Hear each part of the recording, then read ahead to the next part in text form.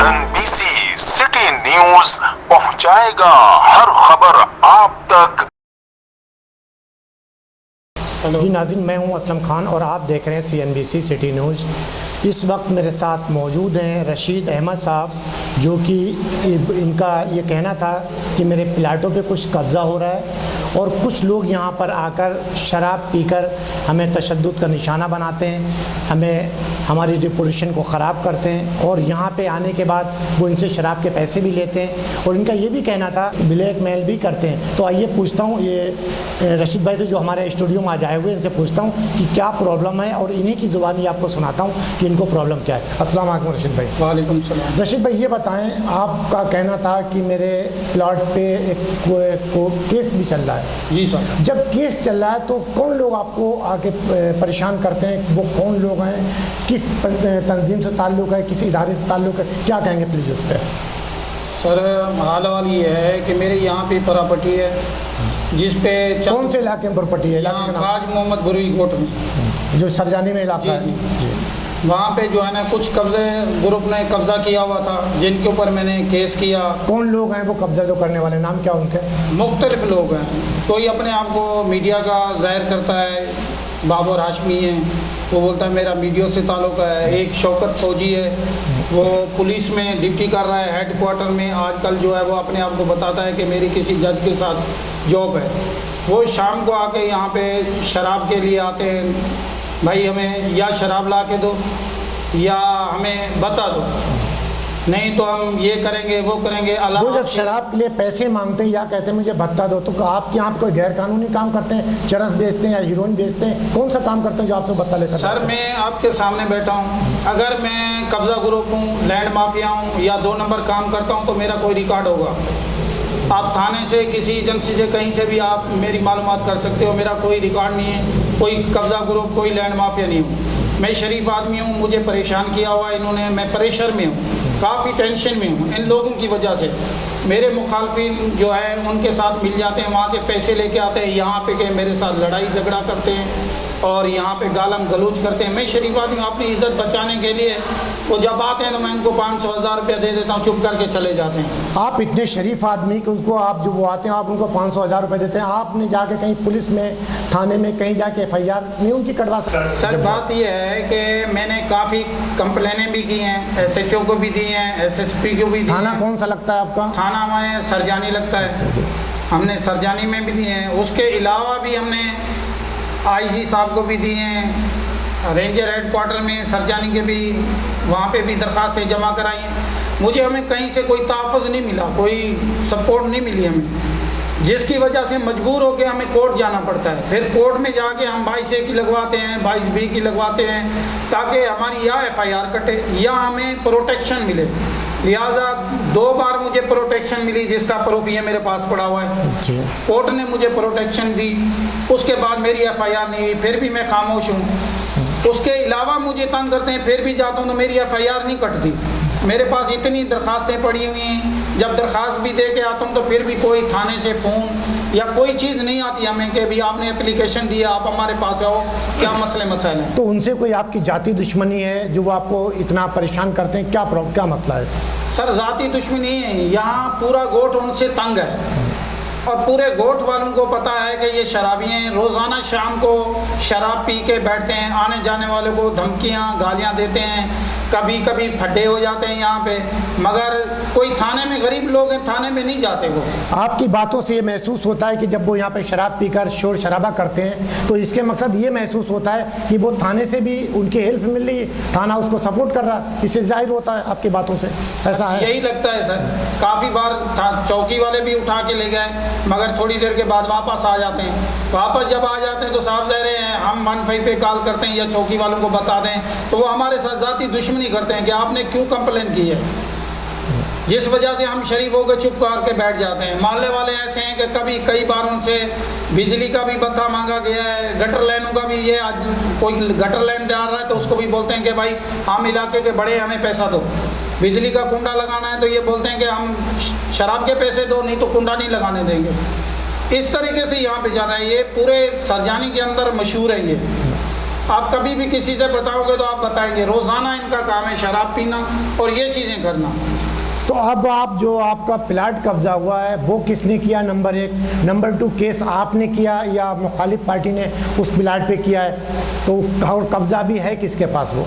Sir कब्ज़ा मेरे पास है, मेरी जगह पड़ी हुई है, शोएब मेमन है, सामने रोड के ऊपर चौकी के सामने वाले रोड के ऊपर कमर्शियल मेरे 2 प्लाट हैं, वो दावेदार बना है। मेरा जो एग्रीमेंट है मेरे पास कागजात 2011 से 13 से हैं। 11 से मुस्तफ़ा ने बेचा अनवर खान को, अनवर खान से 13 में मैंने ख़रीदा।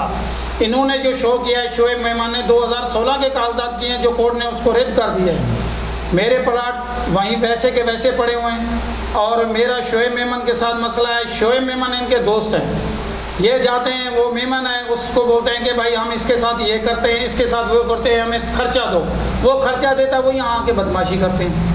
तो मोहल्ले के अंदर जब वो बदमाशी करता है, माशाल्लाह बहुत बड़ा इलाका होगा आपका, तो उसमें और कोई इसमें खड़ा नहीं होता कि तुम बदमाशी क्यों करते? क्या कोई इस लायक वहाँ पे नहीं है जो उसका सामना कर सके? सर काफ़ी लोग ऐसे हैं, ऐसे बंदे हैं जो गरीब हैं, काफ़ी उन्होंने बोला कि हम इल्तिजा करते हैं, एहतजाज करते हैं, यहाँ पे काफ़ी प्रोग्राम भी बनाया, मगर उसमें से कोई ऐसे गरीब हैं कि बोला यार ये तो ये होगा, कल को फिर ये हमें नुकसान देंगे, वो डर खौफ की वजह से ये चीज़ें नहीं करते।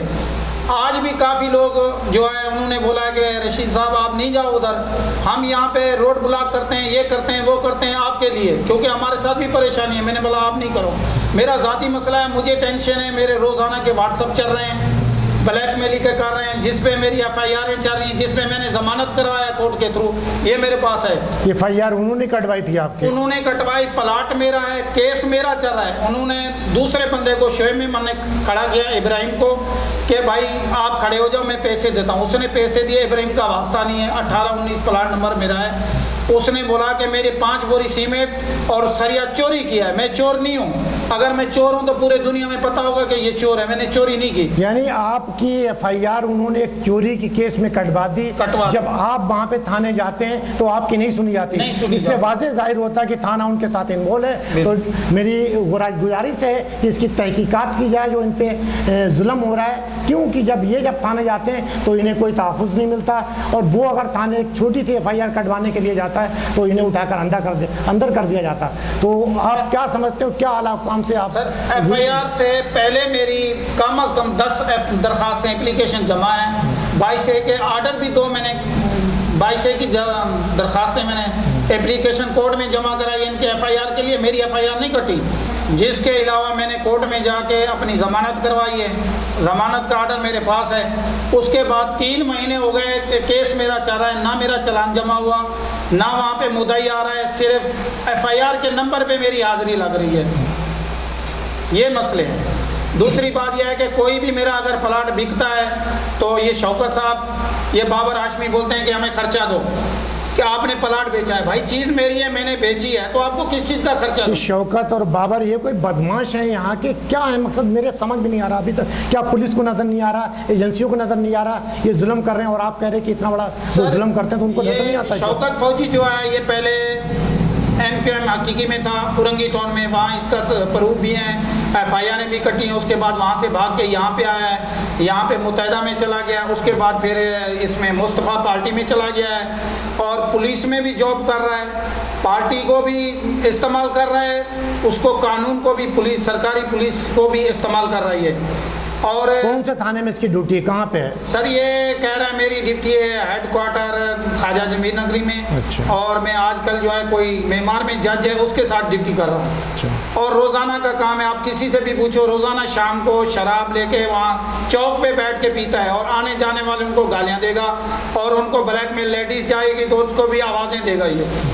और बाबर हाशमी का भी यही काम है, दिन को गुम होते हैं, शाम को शराब पी के आते हैं, इलाके में जो है ना यही शोर शराबा करना, किसी को गालियाँ देना, किसी से शराब नहीं मिलती तो ये लोग उसे पैसे मांगते कि भाई हमें खर्चा दो, हम शराब पीनी है। अच्छा, आखिरी आप क्या मैसेज देंगे आला हुक्काम को, ये बताएं? सर मैं आला हुक्काम से ये मैसेज देना चाहता हूँ कि मेरे छोटे छोटे बच्चे हैं, गरीब आदमी हूँ मैं, 24 घंटे में खतरे में, टेंशन में होता हूँ, मुझे इन लोगों से खतरा है। 2 ये हैं, इनके एक ग्रुप बना हुआ है जो मेरे प्लाटों पे कब्जे किए हुए, वो भी हैं, ये भी हैं, कुछ और लोग भी हैं नामालूम।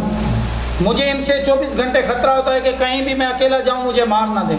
लिहाजा मैं आला हुकाम से ये दरख्वास्त करता हूँ मुझे तहफ़्फ़ुज़ दिया जाए, मेरे बच्चे हैं उनको भी तहफ़्फ़ुज़ दिया जाए। मकसद आपको अगर इस इंटरव्यूज़ के बारे में देखता है कोई, अगर कोई नुकसान पहुंचाता है तो उसके जिम्मेदार यही है। अच्छा, ये शौकत साहब है, बाबर हाशमी है और शोएब मेमन है, ये जो यहाँ पे कब्जा ग्रुप है वही हैं। क्योंकि मुझे 24 घंटे खड़ा, मेरी प्रॉपर्टी अगर मैं छोड़ के जाता हूँ तो ये बेच के खा जाएंगे, मेरा पैसा लगा हुआ है यहाँ पे।